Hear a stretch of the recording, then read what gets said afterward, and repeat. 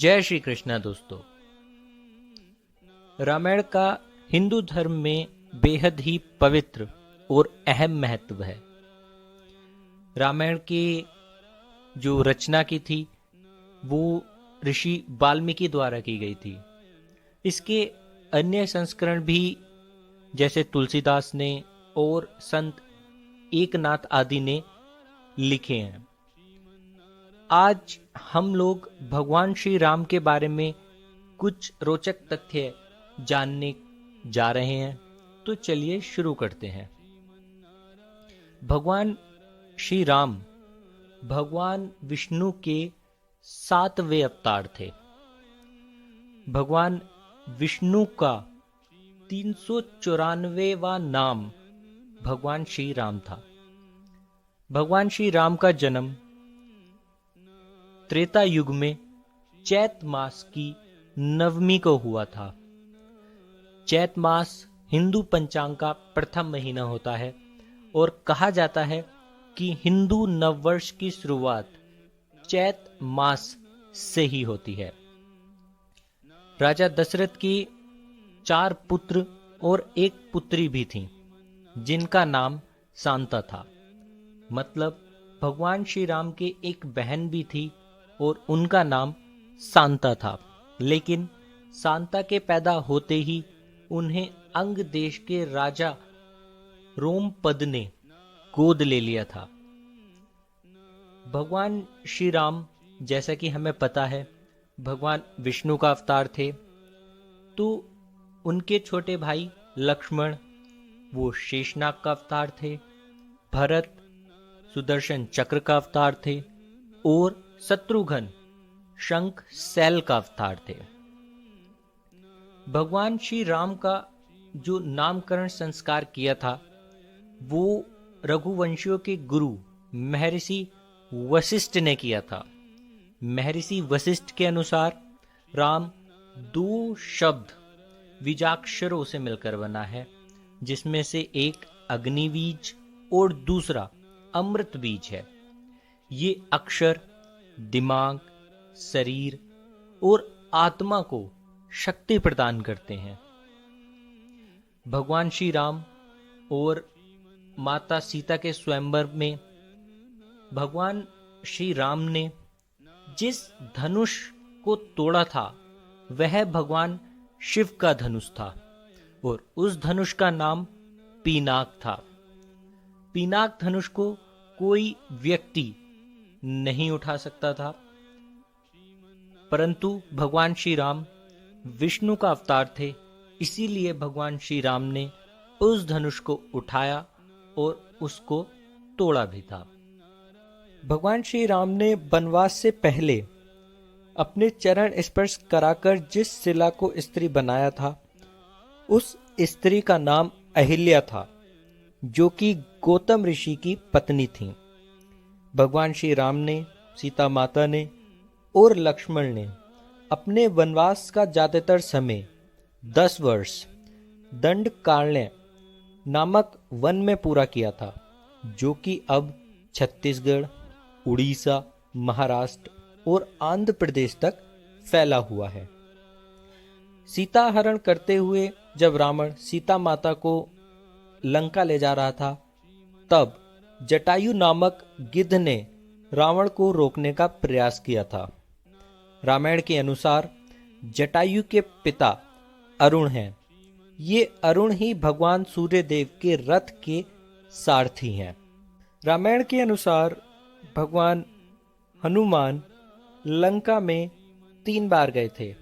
पहली बार माता सीता का पता लगाने के लिए, दूसरी बार जब लक्ष्मण जी को शक्ति लगी थी तब वैद्य को लेने के लिए, उस वैद्य का नाम सुषैन वैद्य था, और तीसरी बार जब भगवान श्री राम ने लंका पर विजय प्राप्त कर ली थी। भगवान श्री राम ने जिस शिवलिंग की स्थापना की थी उस शिवलिंग का नाम रामेश्वर है। भगवान श्री राम ने उस शिवलिंग की पूजा के लिए रावण को ब्राह्मण के रूप में बुलाया था और उस शिवलिंग की पूजा कराई थी। रावण भी शिवलिंग की पूजा करने के लिए वहां पर आया था और उसने पूरे विधि विधान से उस शिवलिंग की स्थापना करवाई थी। भगवान राम जिस सेतु को पार करके लंका में गए थे, उस सेतु का नाम राम सेतु है। राम सेतु के हर पत्थर पर राम लिखा हुआ है। राम सेतु का निर्माण नल और नील ने किया था। राम सेतु को बनाने में 5 से 6 दिन का समय लगा था और इस सेतु की लंबाई 30 मील योजन है। रावण और भगवान श्री राम के युद्ध के कुछ दिन पूर्व रावण का छोटा भाई अहिरावण भगवान श्री राम और लक्ष्मण को उठाकर पाताल लोक ले गया था, जहां से भगवान हनुमान उनको वापस लाए थे। वहां पर भगवान हनुमान ने अपने पुत्र से युद्ध किया था। भगवान हनुमान के पुत्र का नाम मकरध्वज था, जो कि अहिरावण के दरबार का दरबारी था। तब भगवान हनुमान ने अपने पुत्र मकरध्वज से युद्ध किया और अपने प्रभु श्री राम को और लक्ष्मण को वापस लंका लेकर आए थे। रावण के साथ साथ कुंभकर्ण को भी ये वरदान था कि वो भगवान श्री राम के हाथों ही मृत्यु को प्राप्त करेगा। कुंभकर्ण और रावण दोनों भाई थे और ये भगवान विष्णु के दरबारी थे, जिनका नाम जय और विजय था। इन दोनों को ये वरदान था कि ये मृत्युलोक यानी पृथ्वीलोक में जाएंगे और राक्षस योनि में जाएंगे। वहां पर स्वयं भगवान विष्णु के अवतार से ही इन दोनों का वध होगा। भगवान श्री राम 16 कला संपन्न नहीं थे। भगवान श्री राम 14 कला संपन्न थे, क्योंकि रावण को यह भी वरदान था कि वो 16 कला संपन्न किसी भी प्राणी से नहीं मरेगा। इसलिए भगवान श्री राम 14 कला संपन्न थे। वहीं पे भगवान श्री कृष्ण, जो कि भगवान विष्णु का ही अवतार थे, वो 16 कलाओं में संपन्न थे। रावण के अंतिम समय में जब भगवान श्री राम ने उसको तीर मार दिया था, तब भगवान श्री राम ने अपने भाई लक्ष्मण को रावण के पास भेजा था और लक्ष्मण से कहा था कि वो रावण से कुछ ज्ञान प्राप्त करें। रावण ने एक गुरु की भांति लक्ष्मण को ज्ञान प्रदान किया था, मगर रावण ने दूसरी बार में लक्ष्मण को ज्ञान दिया था। पहली बार में रावण ने इनकार कर दिया था। रावण ने पहली बार में इसलिए इनकार कर दिया था क्योंकि लक्ष्मण जी रावण के सिर की तरफ जाकर खड़े हुए थे, जबकि गुरु से ज्ञान पैरों की तरफ जाकर प्राप्त करना चाहिए, क्योंकि कहा गया है गुरु के चरणों में ही ज्ञान का भंडार छुपा हुआ होता है। भगवान श्री राम ने 11,000 वर्षों तक अयोध्या राज्य पर शासन किया था। इसी स्वर्णिम काल को ही राम राज्य के रूप में जाना जाता है। भगवान श्री राम का नाम 3 बार लेने से ही समस्त देवी देवताओं का स्मरण हो जाता है। भगवान शिव भी अपने ध्यान समय में भगवान श्री राम का ही नाम जपते रहते हैं। तो ये थे भगवान श्री राम से जुड़े कुछ रोचक तथ्य।